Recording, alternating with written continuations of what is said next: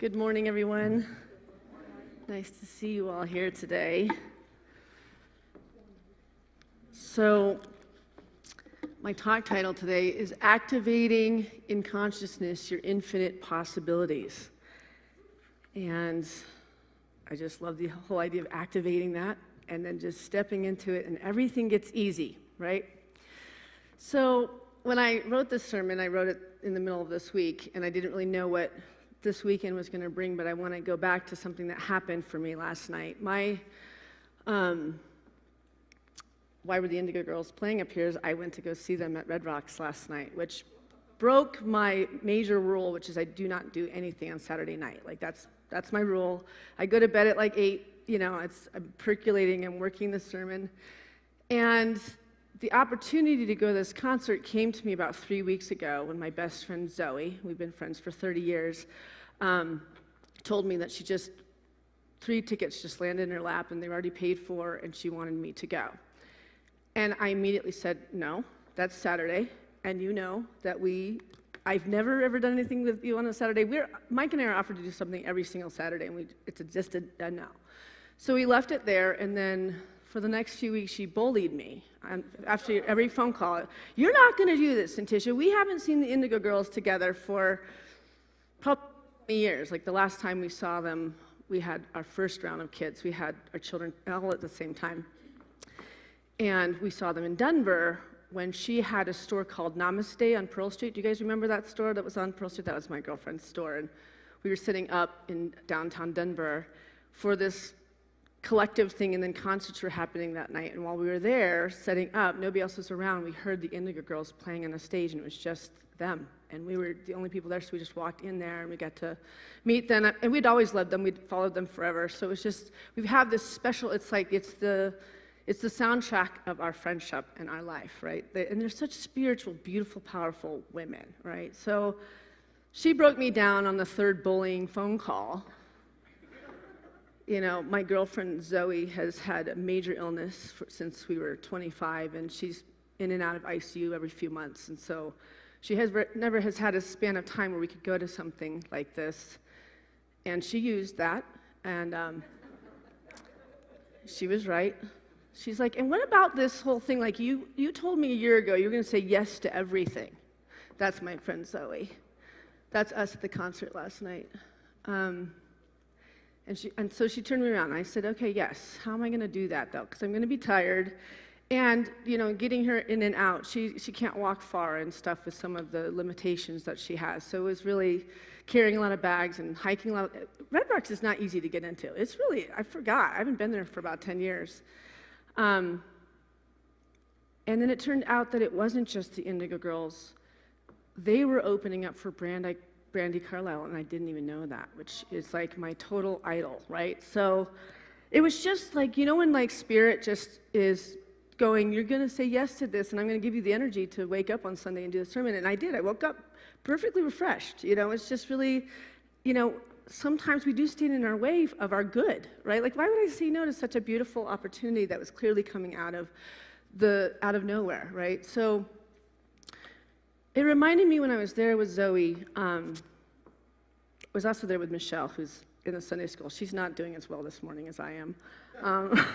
I'm just teasing. So she's got the little kids. I got the easy job today. I had a memory while I was watching the Indigo Girls, knowing that Brandi Carlile was coming on. And about 13 years ago, my second round of kids were 1 year old and 2.5 years old. They were really close in age. And I was in a phase where I was just feeling like I didn't even know myself anymore. It was just all about these babies, like having kids that close in age and having a full-time career and going to school. I just felt really lost. I felt really overweight. My body was, I just was like I wasn't winning at the moment. And I was sitting in my kitchen with all the gates in this kitchen so the kids just could be collected, so I just didn't have to do something for a minute. And I discovered YouTube that day. There's a laptop in my kitchen, and I opened it up, and I looked up the Indigo Girls, and I discovered that I could go visit concerts that I'd gone to at 18 years old and 19 years old. And I got to be with the younger dreamer, the girl that had all of these ambitions, and I wasn't feeling it in that moment. And I watched those concerts and I cried.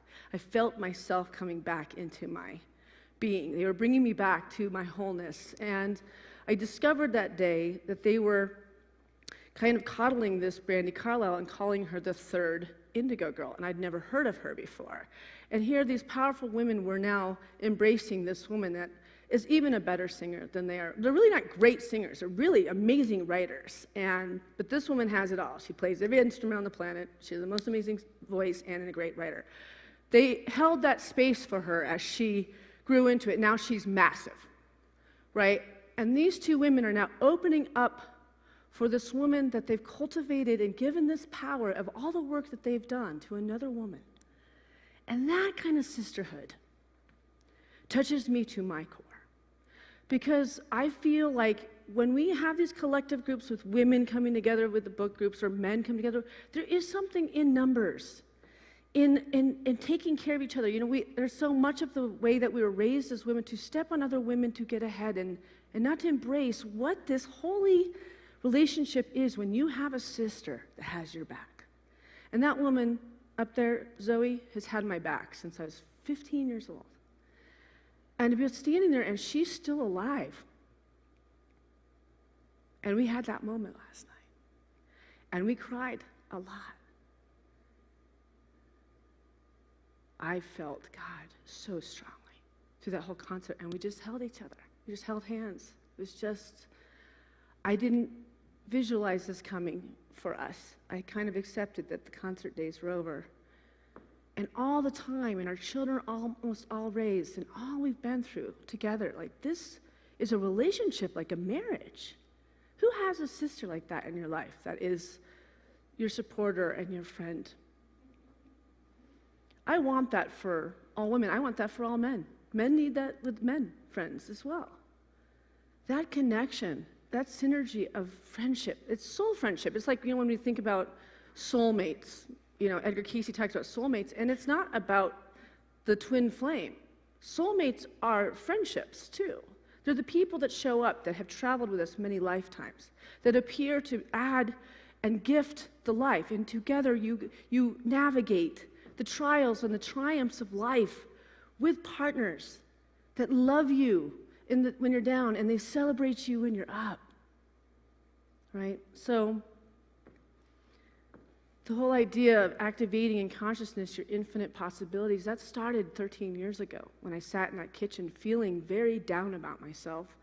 And by the time I was done listening to that music, I was coming back in. I had a vision of myself again. I remembered who I am. Music is such a powerful way to connect with spirit. Music heals. It guides. It directs, because music isn't words. It's heart. It's written from people's souls, right? Mozart says it this way: the music is not in the notes, but the silence in between. Music is not in the notes, but in the silence in between.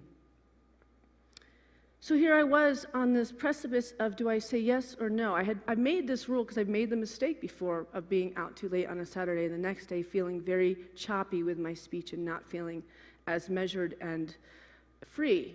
But by saying yes sometimes when we have made these rules for ourselves, we are opening to moving past our comfort zones and embracing a new challenge. And sometimes it's not always fun things that we need to say yes to.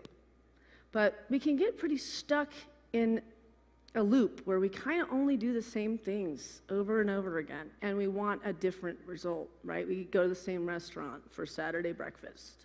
You know, we go to the same coffee shop or tea. We tend to get in these patterns, and we want a refresh, a renewal, a revival, and yet we're doing all the same things. It's when we step out of our comfort zones and then we're given opportunities that might stretch us that we have to start saying yes, because the universe is looking for our yes. Being in a state of allowance, this is an activation. Being in a state of allowance and discovering the infinite possibilities for you when you get out of the loop, out of the pattern, out of the OCD consciousness. We kind of all have this obsessive compulsive nature to do it all the same. Even though we don't want to, it's just more comfortable. But the only thing that we can count on in life is change. And if you want the renewal, that's going to be a part of a process called change. And we can't fear it if we want the best in our lives. Dr. Jean Houston says about the quantum power, we are part of a quantum process. The universe is a great quantum reality in which everything is related to everything else. Imagination takes you into a realm that Carl Jung called the imaginal, and those are the incredible codes that are there in the great cosmic, and those are the incredible codes that are there within the great cosmic oneness. That when you touch into those codes, the imaginable, like the imaginal, which is like a visualization, can you picture yourself doing the thing that you actually want to awake, to be able to move into these infinite possibilities? The imaginal is a visualization of seeing yourself at that end goal and knowing it's already happening because God already knows what you need before you've even asked. Right? God already knows. We just have to believe it, feel that we're worthy to receive it, and then things change and open up for us, right? So that's when you touch into those codes, the imaginal that contains the potency of all-knowing. Suddenly your mind becomes aflame with all order of understanding. You have pushed the curtain from the impossible to the possible, and you begin to unfold with beauty, artistry, the sheer love that moves the sun and all the stars. Your boundaries spent, and you yourself have become an adventurer of the possible, to creating a new world in a time where we really have to become the difference that makes the difference. To become the difference that makes the difference. Let's take a deep breath into that. There's so much wisdom in that little piece. I could just break that down the entire time. But a lot of times there's this disgruntled energy that we hold within ourselves where we talk ourselves out of our good, talk ourselves out of our power, talk ourselves out of the promises that Jesus made that we would work these miracles and more if we went to the Father as he did, which means we have a direct connection to God in spirit, which is in the very midst of us, where we can create this heaven on earth right here, if you believe it. And that takes faith. But these are some of the energies that keep us from opening up into that infinite possibility. Feelings like disappointment, embarrassment, irritation, resentment, anger, jealousy, and fear, instead of being bad news, are actually very clear moments that teach us where it is that we are holding back. They teach us to perk up and lean in when we feel we'd rather collapse and back away. They're like messengers that show us with terrifying clarity exactly where we are stuck. This very moment is the perfect teacher, and lucky for us, it's with us wherever we go until we address this disappointment, embarrassment, irritation, resentment, anger, jealousy, all that lovely, beautiful stuff that keeps us stuck in bondage from our good, right? So if I've learned through my years as a mother and a wife, a minister and a counselor, one of the most helpful tools with shifting this kind of a runaway train is affirmations and visualizations. Visualizing the outcome that you want, right? There's a lot of times I hear from people that they're feeling very lonely right now. There's a lot of isolation and loneliness, even though we don't need masks anymore and we're not in COVID anymore, but something happened where something shifted in us. And we've lost some of our adventure. And we need to reclaim that adventurous child. Not you, obviously, because you shared last week. Little Miss Brandy's like, not me. Well, good. And you told them how to do that last Sunday, too. So you might want to check out our service last week and her swimming with sharks and facing her fears so she could surrender into the beauty of this life, right? But visualizing. When I was 13 years ago singing in that kitchen, I was visualizing myself being as powerful and as youthful and as fit and as happy and singing again and dancing again. And I started doing all of those things. And I came back to life. Because the original soul of us, we kind of know what that creative outlet is that brings us back to our wholeness. And it's really early on. It's early in our 20s. It's the things that made us laugh really hard. It's the things that we lost time with. The things that we are excited about, where you could almost lose your breath, you're so excited. But we've lost some of that excitement as we go through life because we start to believe in the ills and the hardships of life instead of believing in the beauty and all of the unseen realms and things that are available to us that are actually very exciting and have not been witnessed by us yet. So we get older and we get stuck in our old ways. And they'll say, oh, we can't teach an old dog new tricks. Well, do you want to learn new tricks? Who wants to learn new tricks today? Always. Because we're forever young, right? We are.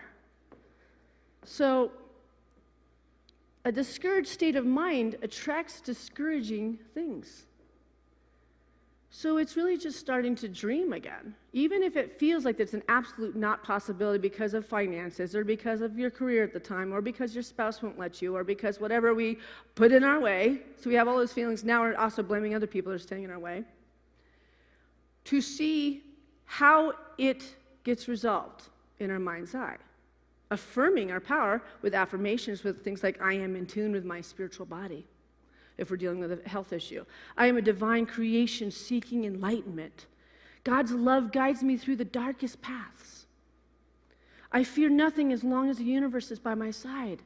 Right? When we get into these positive things that are in there, we don't have to figure out the husband or the wife that's in the way or the circumstances of the job or the money. God already knows what you want before you even ask. It's us that believes in all these limitations, and so we fear just to keep a roof over our heads, and if we're eating, that it's enough. And that is enough. It's good to be grateful that you have those things in place. But this is a play workshop here. We are literally beautiful children of God, which is limitless. You can rebirth a marriage and make it even happy again. You can bring back your children to happiness when they've been in a dark place. We can manifest when we start to see our children in a good place if they're in a bad place. We can use our minds. We can reprogram our subconscious minds, and we can overcome absolutely everything. Because we are the vehicle. We are the expression of this love. This Christ consciousness, this hug, this everything that's so important. So, one of the things that really helps with affirmations, it's a type of positive self-talk that can help you alter subconscious thoughts, right? So we're over-talking the things that have been talking us out of our good, right? So one of the things my mom taught me very, very young, and she's been a big advocate of natural medicine, and we really didn't ever have Tylenol or Advil in our house growing up. But we'd get high fevers and things like that. And her wisdom, she'd be putting garlic on our feet with socks and cold baths and shocking our systems. And whatever, it worked. It was torture, but it worked. And it made us really strong people because we didn't depend on the medicines of the world. I'm not saying there isn't a place for medicine. There is a place for medicine. I'm just saying if we can try to do it naturally, let's do it. But she'd say, when you're around all these people, because we were around people all the time, because I grew up in a church all my life, people tend to want to tell you about their ailments or their illnesses, and they want to start telling you about the symptoms of the illnesses. And she'd say, don't ever try to imagine what they're saying. Don't try to even connect with it. You just say cancel, cancel, cancel, cancel, cancel, and you don't listen. And I do that to this day. Because we're so one, because we are all in oneness, we can actually pick up those symptoms and start to actually embrace and create that darkness in our own bodies. So if we can do that, then think of the other side of that. When we speak power and we speak light and we speak love, Not only are we speaking to ourselves, but everyone that surrounds us is also getting a blessing and a prayer from us. When we can get in control of the words that leave our mouth, we can get in control of what we're harboring in our mind's eyes. And then affirming the positive, so we're rebuilding that subconscious mind. So that when you're dreaming, it's that positivity that's coming forward, not the pains and the breaks and the hurts from the past.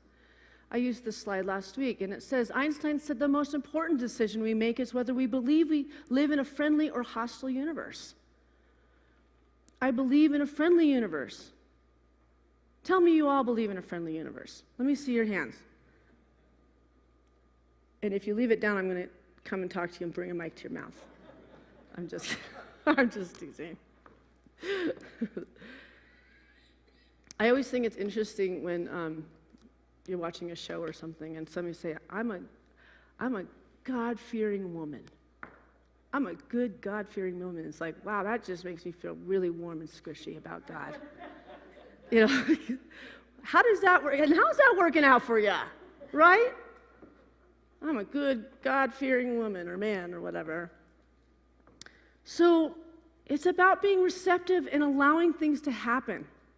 It's a skill that can be practiced and improved upon, which is affirming, I am healed, affirming, I am prosperous, affirming, I am in love with my life, affirming the gratitude for all this good that's coming our way.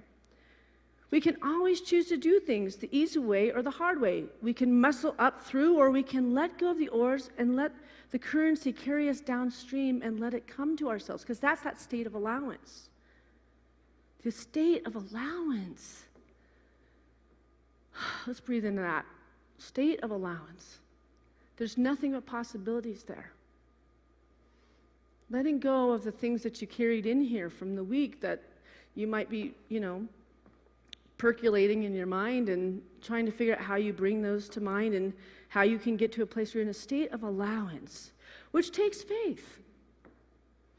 Letting go of those oars, getting in a state of allowance so that you're making room for your blessings to be brought to you. And if it doesn't come in the way that you think it will only be better.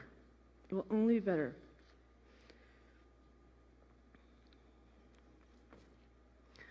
Pema Children says it this way again. People get into a heavy-duty sin and guilt trip, feeling that if things are going wrong, that means that they did something bad and they are being punished. That's not the idea at all. The idea of karma is that you continually get the teachings that you need to open your heart to the degree that you didn't understand in the past, how to stop protecting your soft spot, how to stop armoring your heart. You're given this gift of teachings in the form of your life to give you everything you need to open up further.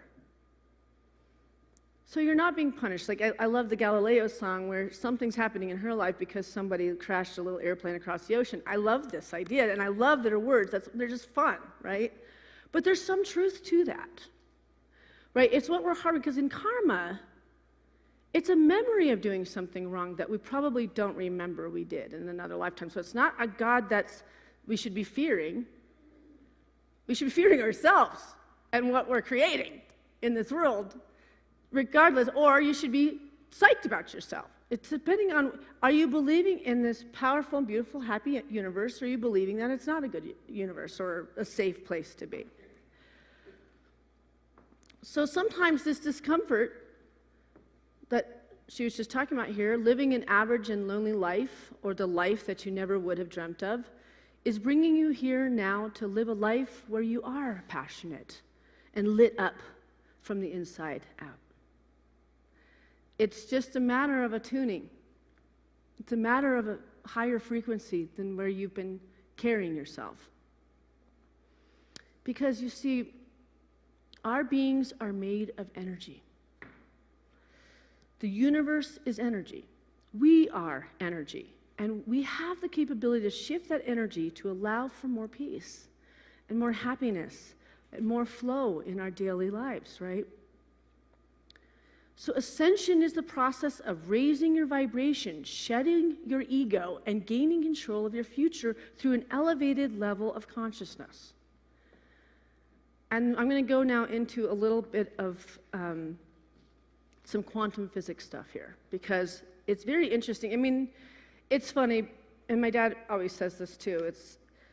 It's just a different wording on how you evoke the law of attraction, honestly speaking. But quantum physics sounds really scientific and really cool, doesn't it? But really, in the end, when you read the book, it would be like Catherine Ponder's book on prosperity. It would be Esther Hicks.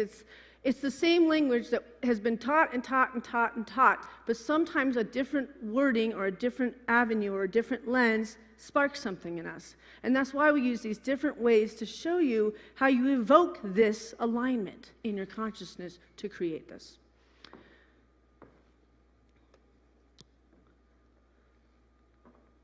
So this is a Hertz vibrational scale.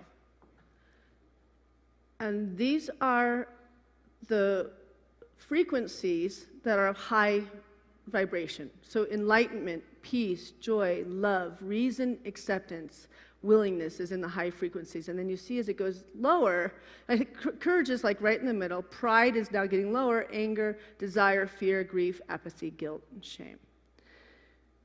And it's interesting because where I'm getting this material is from a book, and it later on starts to talk about you needing to identify your desire to make something happen. So I'm like, why is it sitting down here? So I actually saw a flaw in the book, because like, why is desire sitting there? Because we know that desire is God knocking on the door that there's so much more. That's Catherine Ponder. She's the best at the law of attraction. So that's not true. Desire's okay. If it's not going to hurt anybody else, and you want to have a healthy bank account so you're not stressed about just paying your bills, right? We just want to be able to enjoy the substance of life and have a pure life and be able to travel and have these exciting experiences. Maybe try one of these electric bikes. That's one of my goals. I want to try one of those really bad. And if you have one, I really want to try it. So this demonstrates the frequencies of what our emotions emit. What that means is based on the ways that you are feeling and the thoughts that you are thinking, you send out in a signal, an energy that reflects your outer world. When you tune into a specific frequency, you receive that frequency. Just like on the radio, when you tune into a certain channel, you receive that frequency of that channel. Each and every one of you, if you can hear my voice, you have the capability to embody a frequency that matches your dreams. Let's sit with that for a second. You have the ability to embody a frequency that matches your dreams. So how about you look at this list right now and start calling out, what would that be to match your dreams? What would that frequency, what would that word be up on that list? You can just start calling them out.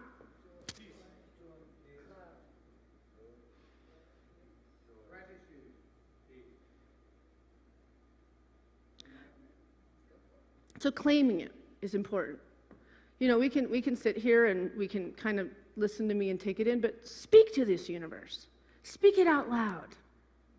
Rejoice that you have these tools. You know, it's like we always say as parents, we wish that the kids came with a guide to tell us how to raise them, right? But honestly speaking, if we can work from a higher frequency, we're intuitive to this child, these children, their souls. We know what we need to do to guide and thrive and all of it. We know when our kids are off. We know when we should be worried about their health. We feel it. It's in your guts. And trust that. We're all psychic. We're all intuitive. We are all with these abilities. And yet we don't believe it. And so we question the very thing that comes to our forefront on whatever's going on in our life. When you get that big aha, go with it. And watch how right you are. When you meditate, especially, right? When you meditate.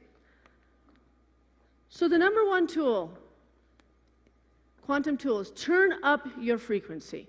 Understanding the basis of quantum physics. Knowing my feelings create a frequency. The higher the frequency, the higher my motivation. The faster and the easier. My dreams will flow to me. The energy I put out will be matched with the energy I get back. And you know this one, because if you have like a road rage moment, which I don't have that, but I was married to somebody that had that issue. but it was nice all the other time. It was like this was the way to get that edginess out, right? He always felt bad later. He always like, I really should not have flipped off that person when I was passing him. I was like, yeah, you really shouldn't. In the career that I'm in, that's probably a bad idea. I'm not making this up either. I just feel like this. I'm not in the car. But when you are a high-frequency person, you can't keep doing delivery or anything that's from a low calibration because you'll feel it. And it comes as a sense of, we don't feel good when we're living below the consciousness that we really are, right? That's the compass I always say to my kids. You don't need to have a training book on what's right or wrong. Your guts will tell you immediately what is right and what is wrong. And you don't follow the team of kids that decide to go do graffiti or steal a bike or like those normal things that kids do in their teenage years. You be the one that tries to get them to all not do it, but you go away because you live from a higher frequency. You know what's right or wrong just by living and breathing and meditating and having me as your mother.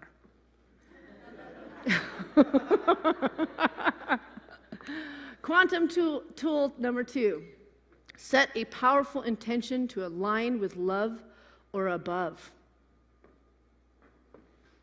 Set a powerful intention to align with love or above. So these 3, in your handout, you have these first 3 questions, and I would like you to pull out a pencil and start answering the questions that I put on the worksheet. If you feel guided to, you don't have to.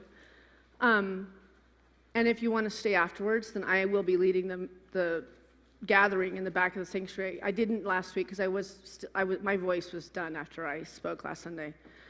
So I will be back there. I commit to that. But just look at these questions and sit with them. Find the area that you might be feeling a little like, where could I bring a higher vibration to this? What is the intention that I'd like to create? Create an awareness of where you are in a relationship with where your dreams are. And if you start to feel sad, angry, or annoyed, that's okay. Feel it. Be with it. Honor it. Because we are in relationship with others. And not everybody's ticking at a high frequency. So sometimes that is really hard, and that's a painful place to be. And trust me, I've lived in that for many years. That's why I'm so filled with gratitude in my life now. And it was a blessing to understand the contrast of pure loneliness in marriage to having a marriage where I'm free to be me 100%. And he's free to be him. You know, it's like the 2 candles in a wedding. They'll do the unity candle. They put it together. But in our ceremonies, we always leave the individual candle lit. You keep filling your vessel. You don't become unto each other the answers to life. It is a partnership, but it's not, we don't lose this wonderful experience of being individual and part of this massive oneness, right? We come together for that love, but then we stay individually powerful.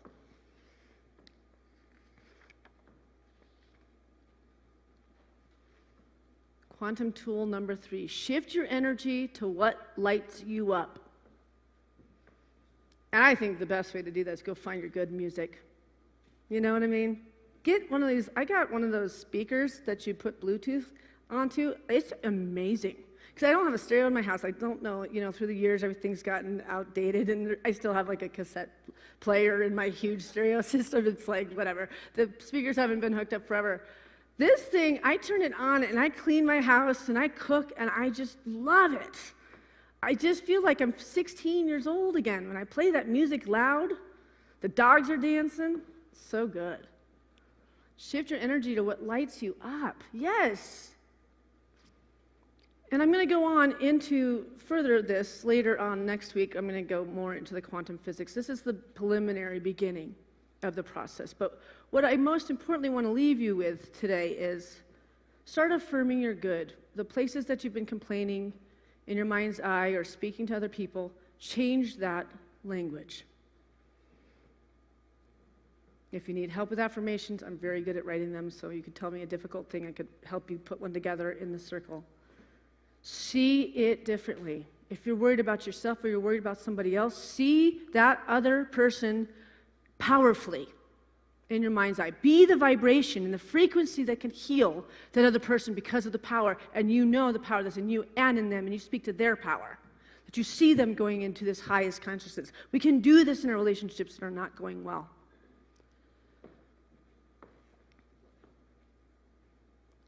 And then frequency. That hurts thing is really, really important.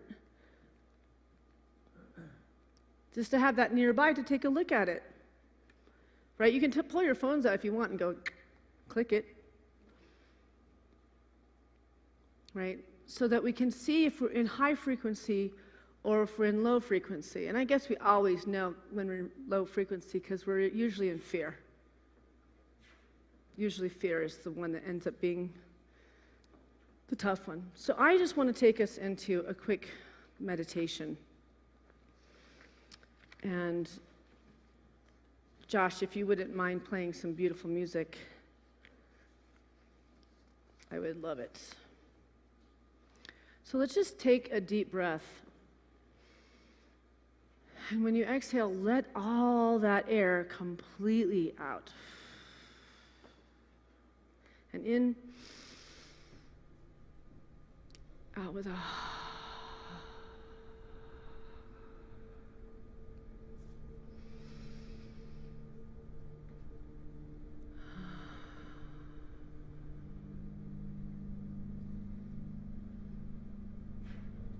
Let's just take a scan of our body and check in, starting at the top of the head and just kind of seeing a light filling in our head, relaxing our forehead and our eyes, and our cheeks and our mouth and our chin. This relaxing, healing energy is coming through the body, and at the same time we're scanning the body to see if there's something we need to recognize that's going on, that we need to send more light, maybe a deeper saturation of light to bring the homeostasis and balance back into the body. Coming down into the major organs, the heart, the stomach, spleen, liver, intestines. Scanning more. Down into the hips, down in our seated area, down our legs, knees, calves, feet, and at a light going down into the ground 15 feet and anchoring ourselves to a big amethyst rock where it just anchors us and brings us so fully into our body, into our feeling body, into our intuitive body, into our visualization body, that Mother Earth feeds and guides and directs.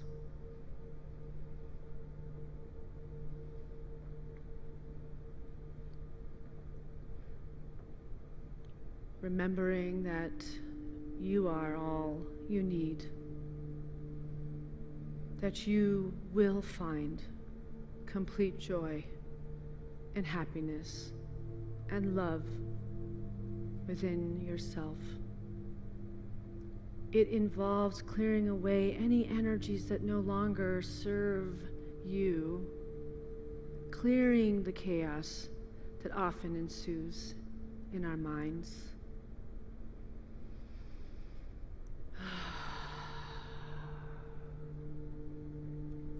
We can bring ourselves into a greater state of flow and a higher vibration through meditation daily, because it allows us to let go of so much that no longer serves us.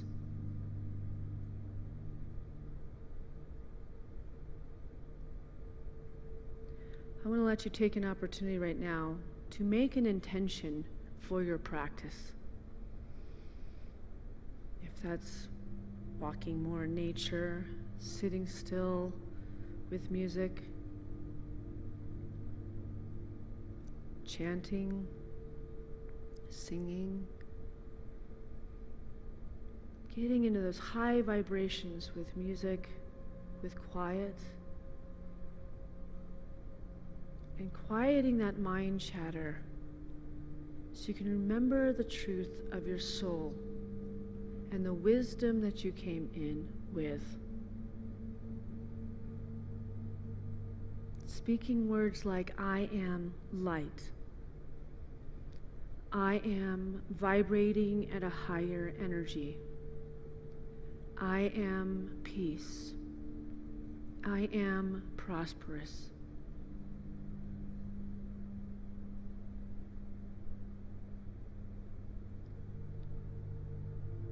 And committing today to do a little more, give a little more time for your practice.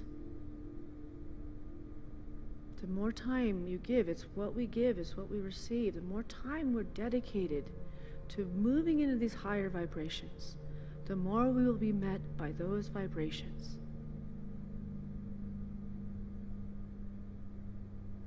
And so we come back into this room with a grateful heart, remembering who we are, and we thank you, Spirit, for everything.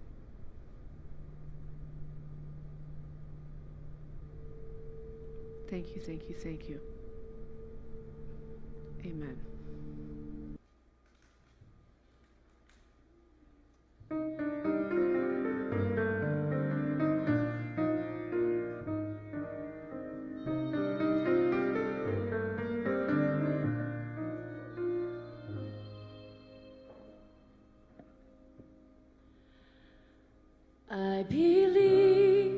I believe in the power of now.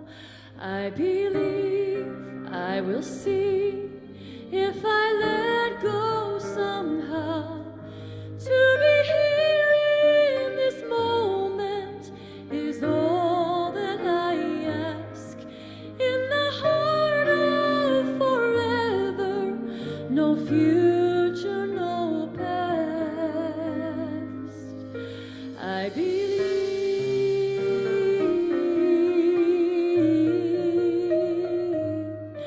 I believe.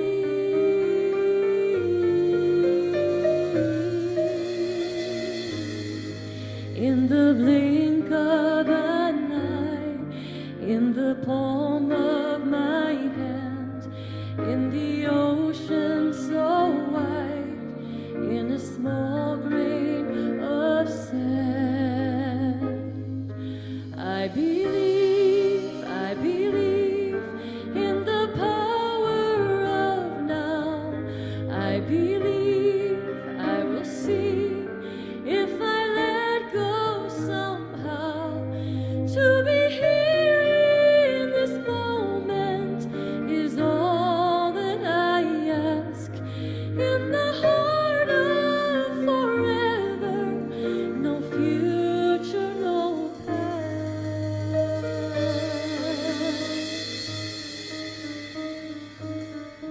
I believe.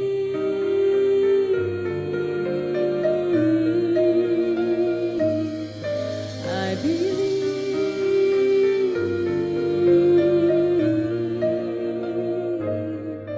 in the absence of time, on the edge of a blade, let the blossom unfold through the night's farewell.